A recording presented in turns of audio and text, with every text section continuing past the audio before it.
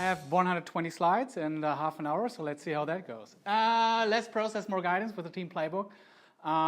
Who has heard about the Atlassian Team Playbook? Anyone here? 2, 3, a few. Okay, great. Who has used the play from the Team Playbook? Probably yes, probably all of you, because, for example, daily stand-ups. That's a play in the Team Playbook. So this is what it is about. But first, a little bit about me. My story starts actually before I worked for Atlassian and brought the Team Playbook to the world. Back in 1999, where I was just graduating from university, and I was studying software engineering, and we had this software engineering topic. How do you run software projects? And guess what? What they told us in university back in the days, that waterfall is actually the way to go. This is the only thing that works, and this is how I ran my first projects. You can imagine how it went. It came from good intent. The electrical engineers or mechanical engineers said, yeah, we have to write down the requirements. Then we're doing our job. So for software developers, we'll be coding. Then we do the testing. Then we show it to the customer. And if the customer has something to say or changes, then we go back and change the requirement and go down the waterfall again. That was a very frustrating process because we figured out as software developers that it doesn't really work for software development, right? It works maybe for engineering, other engineering stuff, but not for software development. So projects just, I think at that time it was 40% of the projects never saw the world. Really, there were people working for years and years, and then they ditched the software project because they ran into nothing. They had nothing to deliver at the end. And I had it the same thing, so deadlines get pushed out and stuff like that, and it was really hard. But actually then, back, really the clicker does very good, not work. Back in 2004, people came up with agile methodologies and introduced Scrum. And I thought, Scrum is great. Scrum is so great. We're running in small cycles, 2-week cycles. Scrum is really cool. We get direct feedback from our customers and incorporate that into the software development. Scrum is so great. Everything got transparent. We had the Scrum boards. I was a big fan. So Scrum was really the unicorn of that time. I really loved it. But then people came up with some other things. Scrum wasn't fit for every team, so they came up with Kanban. Yeah, great.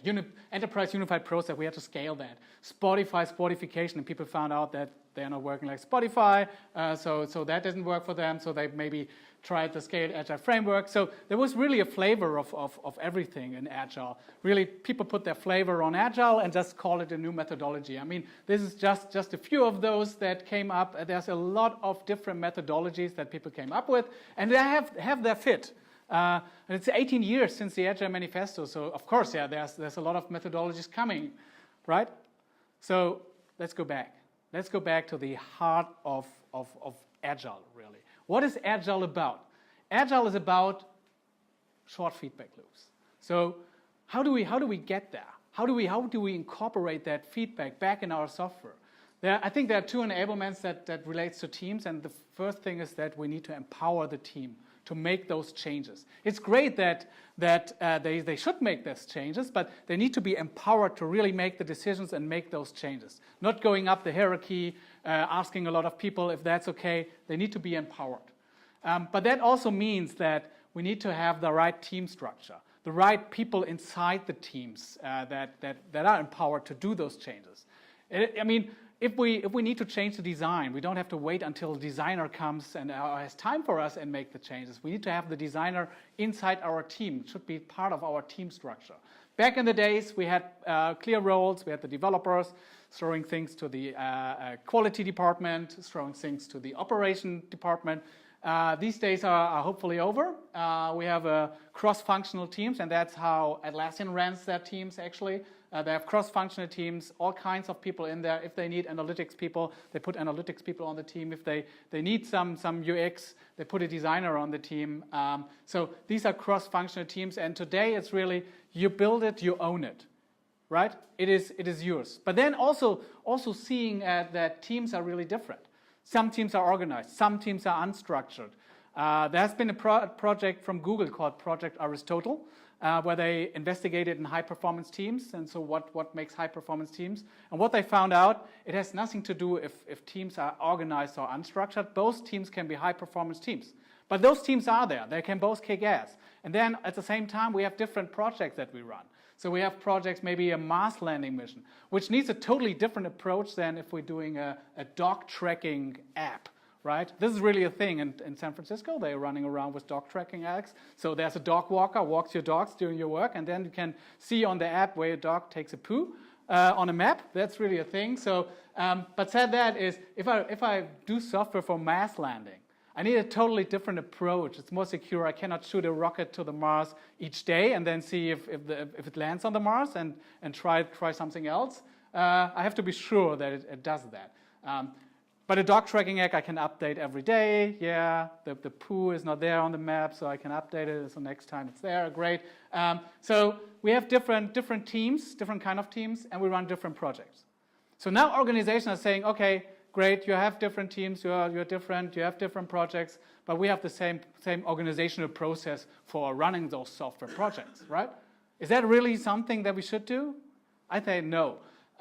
If you look at that, when we go from the idea to the real finished project or product, then it's never running like this. I don't have milestones. Yeah, people draw in milestones, but it's never a line like this. Also, this is a nice way to show it, but it's never worked like this. It's not like we're running in one and then 2 weeks cycle, and then we're doing our work for 2 weeks. And figure out that, okay, at the first day of the sprint, we figure out, okay, that's not the right thing to do, but we have to wait until the retrospective to change things. That's not how projects run. Projects are much more unpredictable, right? So it looks more like this, really. You run in the wrong direction, you return, you ask the customer. So this is really what projects looks like. And what you need, and this is also the structure that Atlassian choose to run their projects, you need to have the right team structure and the right to empower your teams to run this. This is how Atlassian ran their teams. They are cross-functional, independent teams that can say, we're doing Scrum, but we're doing it in a different flavor, our flavor. So this is how we set it up. And then we say, okay, teams, let's run. And then we figured out that these teams were solving problems, and you saw different patterns inside teams. For example, a team that found out that they weren't aligned with the leadership. So the leadership was saying, what are you doing? Says the team, yeah, we're working on this. Why are you doing this? So they weren't aligned with the leadership. What they came up with was a demo trust. They called it a demo trust, where they invited the leadership team every week for half an hour and demoed the product. And the leadership team could give feedback. And this went so good that the team next door did it also, and the team next door did it also. So it went really viral, and we figured out that teams are solving the problems, and we saw patterns how teams are solving the problems.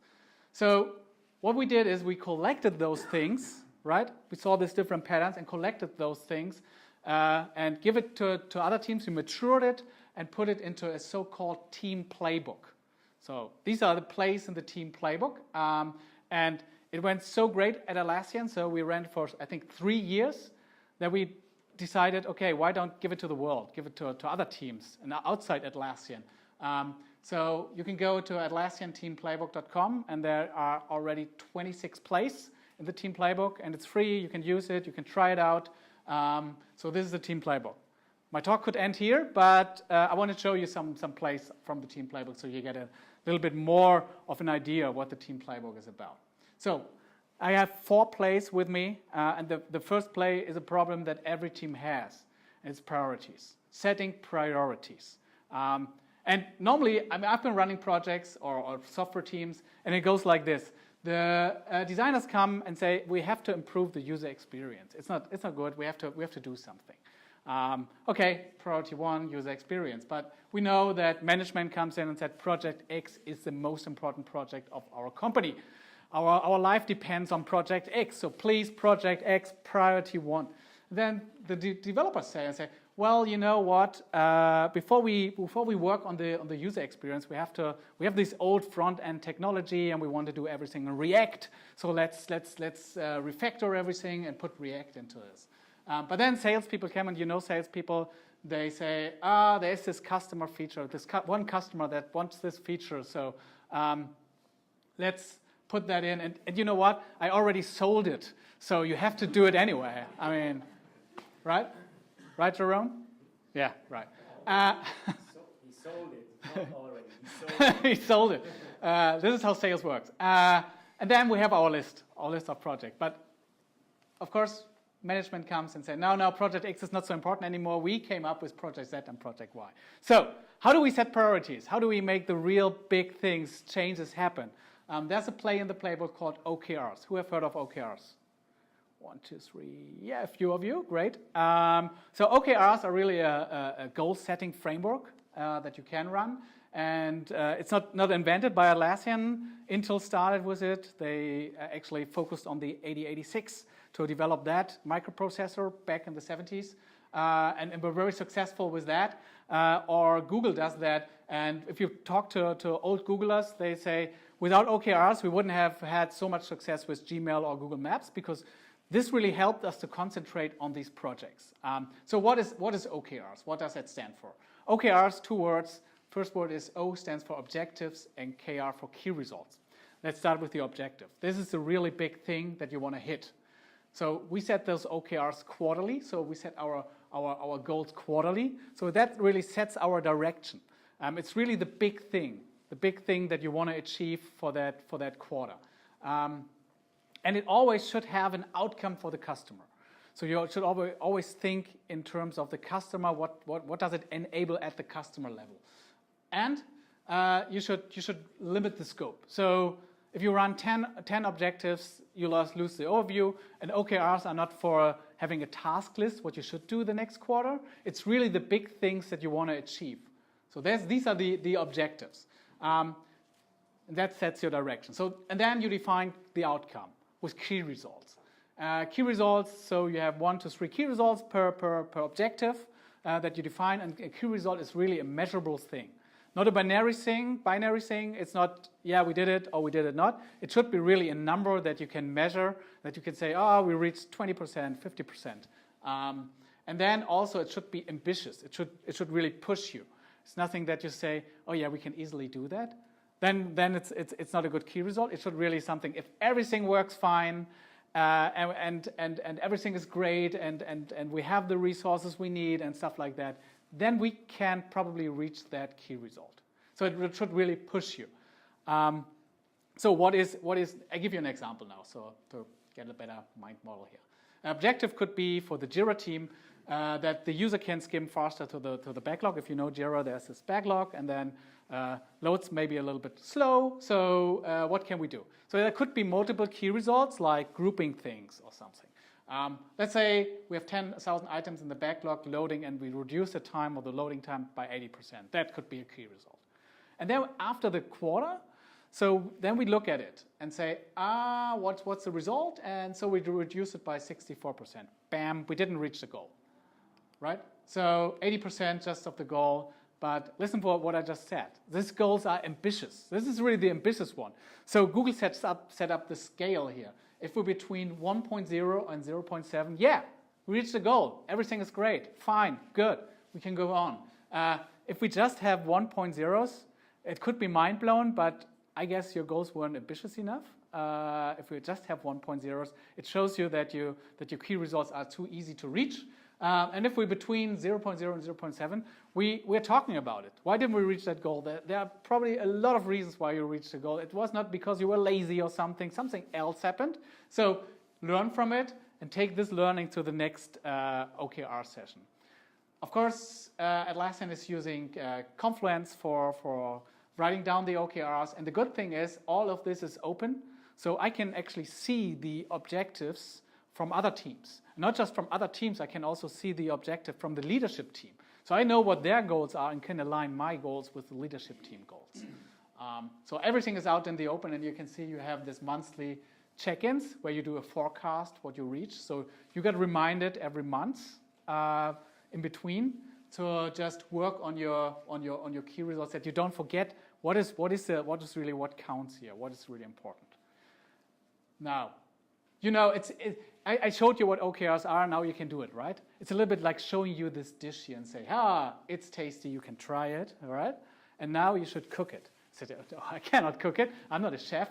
Yeah, but you can, because here Jamie Oliver wrote a lot of books about cooking. So you can just take the recipe and then just follow the step by step, and then you can have this wonderful dish. And this is also how we set up the playbook. So you see here, this is the OKR play in the Team Playbook. It's like a recipe. You get an overview, what you can do. You get kind of the ingredients here, what you need. And then there's a step-by-step guide how you run OKR sessions. And you can just follow the step, and there's an anti-pattern, so you learn something along the way. And this is really your OKRs. Okay, take play number 2 here. So, new play starts with someone from Atlassian. Let me introduce to you Jürgen Spangl. He's the head of design from Atlassian. Another person here, Steve Jobs, right? What do they have in common? Black shirts and jeans, right? Sorry? Yeah, the clicker, yeah, that's always what I'm saying. But I want to concentrate you on the black shirts and the jeans. So they're wearing this on stage, but they're just not wearing it on stage. They're wearing it actually the same outfit every day. Same outfit every day. If you go to the Atlassian office in Sydney, there's Jürgen in our summertime. In Sydney's wintertime, he's wearing jeans, and in the wintertime, their summertime, he's wearing shorts. But same outfit every day. If you look at Mark Zuckerberg's wardrobe, you see gray shirt, dark gray hoodie, also wearing the same outfit every day. Why are these leaders doing it? Because they don't want to take the decision in the morning what they want to wear. Because we have a limited number of good decisions per day. And they don't want to waste it by thinking about what clothes they want to take on. This is really true. So if you live in a culture where your boss is taking all the decisions, my advice is go early in the morning, because then there are some good decisions left, right? Don't go in the evening, then you just get shitty decisions. Anyway, thinking about decisions a little bit, like we need to qualify the decisions a little bit. So there are different kinds of decisions, like leave decisions, where there's no real risk, or you have branch decisions, where there are some risk, but it can be mitigated. So it's okay. And then there are trunk decisions. There's a big risk, risky things where you take it, it's A or B. The branch and the leave decision, you can turn back probably. It can be harder, but you can turn them back. But the trunk decision, it's just there. It's a decision that you take. So what about the leave decisions then? The leave decisions are the small decisions that you decide. Maybe you document them somewhere and then you run with it. The branch decision is what the team decides. You should document that so the team knows what decisions they took, but it's inside the team. But what about the big branch decisions? How do you run that? How do you run it through your company if you have to take those decisions? Well, there's a play called DACI, and that's another play in the Team Playbook. DACI stands for approver, so that's one person that takes the approval. So that says, okay, approved. This is the role of the one person. Then you have one driver. It's probably you if you want to take that decision or get that decision done, made. Then you are the driver. It's also just one driver. And then you have the different contributors, people that take part in the discussion of what decision take, and they also depend on what decision you take. And then you have, which is pretty interesting, the people that are just getting informed. They can say whatever they want. They have no stake in the game. They just get informed. Don't listen to them, right? They just need to know. They just need to know. So this is the DACI framework. Stands for driver, approver, contributor, and informed. So one driver, one approver, and then more of the other folks.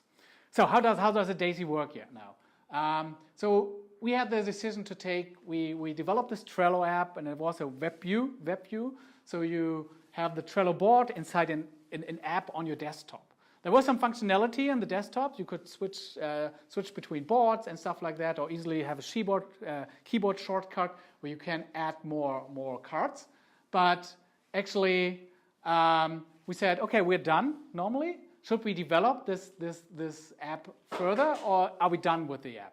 So we made a Desi framework here. So we did a Desi. You can see we put some contributors in, some drivers, some approvers.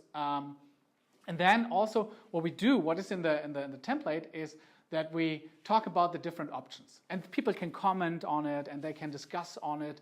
And then the good thing is we mention them just there, so they know that we are talking about it. They get every update. They know that people are taking discussion. If they don't take part of the discussion, it's their problem. At the end, the approver takes the decision and say, okay, we're running with option 2, right? So great with DACIs is that we get a line decision. We are all in line. We are all updated. We know that decision has been taken. It's a transparent thing. And we can do it in a timely manner because we run it on Confluence, and everyone can see what we did. All right. Play number 3. Play number 3 is my favorite play, actually. You know retrospectives, right? I think we have some retrospective tomorrow here at K15t, running retrospective at the end of a sprint, which is great. Then we're looking back and say, hey, what did we learn? What did we learn from the last sprint? What went well? What can we improve? And then on the other side, we need to improve for the next sprint. We learn and we improve, right? But it's actually too late. We made already mistakes back in time. So wouldn't it be great if we can go back and fix things before they actually happen, right? So I grew up in the 80s, and my favorite movie was, of course, Back to the Future, right? I wanted to have this DeLorean to travel back in time, right? If we think about project work, if I could travel back into the past and fix things before they happen, there's so much opportunity here. I can make different decisions, right? I can take shortcuts or even skip some extra steps that I made. It's so great. I can learn so much things and fix so much things in the past because I made the mistake in the past, and then so I can improve that directly. To be honest with you, there's no play in the Team Playbook that gives you a DeLorean and that you can travel back in time. Of course not. But there's a play where you can actually travel into the future, right? So you travel in the future and see what happens with this project. And this is called a pre-mortem. I give you a step-by-step guide how a pre-mortem works. So step 1, you prepare the pre-mortem. So say people, we are running a pre-mortem, come up with something, what could happen? What could happen with the project? What could slow us down? What do you see? What can slow us down? What actually can stop us, or what makes us nervous, and what can stop us for succeeding our goals? Why don't we reach our goals? And you'd be amazed that people already know that something is wrong and we should fix that, but they don't speak up loud. So step 2 is you invite everyone to a meeting, and then you set the stage. You say, hey, imagine it is March 2019. We have launched this cool product, and we have this big event where we show it. Now what? Now what? What's the product look like? And you divide the group into 2 groups, into a success group that says, we totally rocked it. It's totally great. And then the other group, the failure group, that says, it didn't went so good. We failed. And then they should write down their points that they have. So they write down what makes us successful and what made us fail. And then we, of course, need a little bit of diversity of thought here. So we're exchanging, say, okay, success group, look at the failures, amplify them a little bit, and then we vote on those. We say, okay, what is the most thing that can happen, actually? And how can we really amplify the things that we think are pretty successful? And we write that down, we write our top 3 down, and we vote for those, and then we change the plan. And it's so amazing if you see people coming very confident into these pre-mortem meetings, running into the pre-mortem meetings saying, oh yeah, we're totally rocking this project. This is a great project, it's cool, it's great, we will be successful.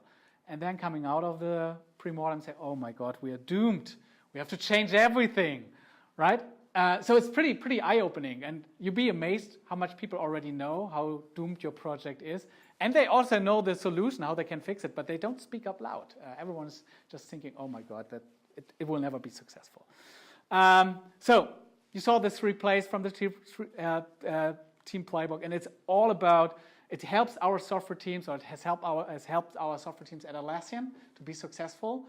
And we're running. I mean, we're writing software. That's what we do. This is what all this place came up for writing software. And how do we make sure that our software is in a good quality and runs and has the features are all working?